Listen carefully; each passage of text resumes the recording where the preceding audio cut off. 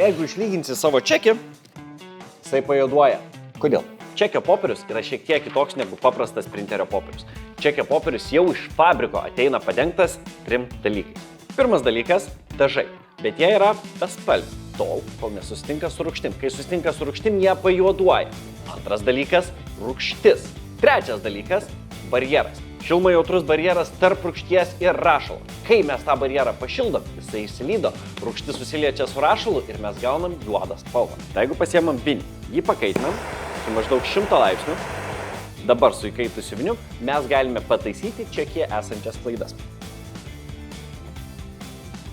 Arba galim nevargti su visu šildymu ir ant čekio tiesiog užpilti savo rūgšties.